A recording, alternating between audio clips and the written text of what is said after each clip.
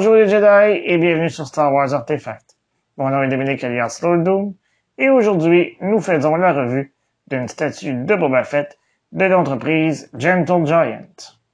Elle est inspirée d'une scène de l'Empire contre-attaque et était une exclusivité du Comic-Con de San Diego en 2022. Cette statue fait partie de la série Premier Collection de Diamond Select Toys. Comme pour toutes les statues de cette série, il s'agit d'un tirage limité à 1000 exemplaires sans compter les unités Artist Proof. Les statues de cette série se détaillent entre 150 et 400 $ US selon le modèle. Celle-ci se vend 200 $ US, soit 265 $ canadiens ou 185 €. Sans plus tarder, procédons à la revue. Puisque c'est la première pièce de cette collection dont nous faisons la revue sur la chaîne, attardons-nous plus profondément sur la boîte. À première vue, on remarque que le type d'emballage est très similaire au look des boîtes de figurines et des statues haut de gamme d'autres compagnies où on y retrouve le gris et le noir lustré. À l'avant, on y retrouve une superbe photo de la statue et en dessous, nous avons le logo de Star Wars, le nom du personnage et l'échelle. Tout en haut, on y retrouve une bande grise indiquant Convention Exclusive 2022, suivie de Premier Collection. De chaque côté, nous avons deux images de la statue prises dans des angles différents. À l'arrière, nous avons une image rapprochée du personnage et tout juste en dessous, nous avons un court texte qui va comme suit. Grâce à son armure mandalorienne personnalisée, ses armes mortelles et son attitude discrète, Boba Fett était un des chasseurs de primes les plus craints de la galaxie.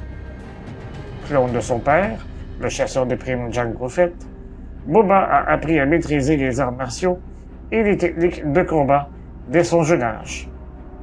Tout au long de sa carrière, il devint une légende en effectuant des contrats pour l'Empire et pour les organisations criminelles. Fait cocasse, on peut noter qu'il s'agit du même texte que l'on retrouve à l'arrière de la boîte du demi-buste Legends in 3 Dimensions. Avant d'analyser la statue, n'oubliez pas de vous abonner à la chaîne, de cliquer sur la petite cloche afin de recevoir des notifications et de liker la vidéo afin de m'aider à poursuivre mon travail. Vous pouvez également me suivre sur Facebook, Instagram et Twitter. Tous les liens sont dans la description au bas de la vidéo. La statue à l'échelle 1/7 est faite de résine et a été conçue à l'aide de la technologie 3D la plus avancée. Elle a été moulée, peinturée et numérotée à la main. Elle mesure 30 cm de haut, si on inclut le télémètre, et la base a des dimensions de 13 cm de large par 14 cm de profondeur. Cette pièce a été sculptée par Joe Mena. Si vous désirez en apprendre plus à son sujet, cliquez sur le lien dans le coin supérieur droit de la vidéo afin d'être redirigé vers une entrevue réalisée avec le sculpteur. Si on regarde la statue de plus près, on constate qu'elle a été basée sur l'apparence du chasseur de primes dans l'Empire contre-attaque.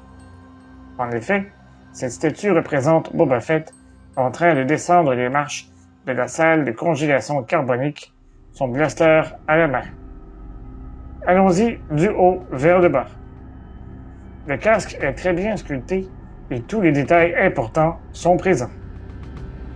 L'entaille sur le côté gauche, gracieuseté d'un duel avec Cad Bane, n'a pas été oubliée. Tout juste en dessous, on y retrouve les 14 barres oranges représentant certaines victimes du chasseur de primes. De l'autre côté, on y retrouve le télémètre. On peut même y voir les deux petites lumières rouges sur le dessus. Son corps est recouvert de son armure verte iconique avec de belles marques d'usure. On y retrouve également l'écusson de bravoure sur le côté droit de sa poitrine. Son épaulette gauche arbore évidemment le symbole du mythosaure. Sur son bras droit, on peut y voir son fameux lance-flamme et sur son bras gauche, on y aperçoit son lance-roquette. Tout juste en dessous, il y a sa ceinture utilitaire brune. Chacun des petits compartiments est bien sculpté. Son pantalon est également orné de plusieurs poches. Les genouillères sont bien représentées, tout comme le petit lance-roquette de son genou gauche. À l'arrière, son jetpack de modèle Z6 a bien été sculpté et les marques d'usure effectuent le travail. La texture de la cape est très réussie et on y aperçoit même certaines perforations. Sur sa cuisse droite, on y retrouve un étui servant à ranger le blaster Sacros K11, surnommé le désintégrateur, qu'il tient à la main. La base de la statue représente très bien les marches de la salle de congélation carbonique. Elle est également très lourde et son poids est supérieur à celui de la statue. L'assemblage des deux pièces est relativement simple puisqu'il suffit d'enligner la tige située sous le pied gauche de Boba avec l'endroit désigné sur la base. Sous cette dernière, on y retrouve entre autres le copyright, le nom du fabricant, l'endroit où elle a été conçue, ainsi que le numéro de l'exemplaire. Dans ce cas-ci, il s'agit d'un anti-spoof. Chaque statue de cette série est accompagnée d'un certificat d'authenticité. Sur le certificat, on y retrouve habituellement le numéro de l'exemplaire. Dans l'ensemble, cette statue de Boba Fett est extrêmement bien réussie. On peut en dire autant sur l'application de la peinture. Tous les détails les plus importants du costume s'y retrouvent et la pose en action ajoute énormément de réalisme à la pièce. Je tiens à remercier Gentle Giant Limited de m'avoir envoyé cette pièce pour que je puisse en faire la revue. Et vous, que pensez-vous de cette statue? Est-ce le genre de statue qui vous intéresse? Dites-le moi dans les commentaires au bas de la vidéo. Si vous avez apprécié cette revue, n'hésitez pas à la partager sur vos réseaux sociaux. Je vous donne rendez-vous la semaine prochaine pour une autre revue. Et d'ici là, je vous dis à bientôt et que la force soit avec vous. À tout jamais. Remember, the force will be with you, always.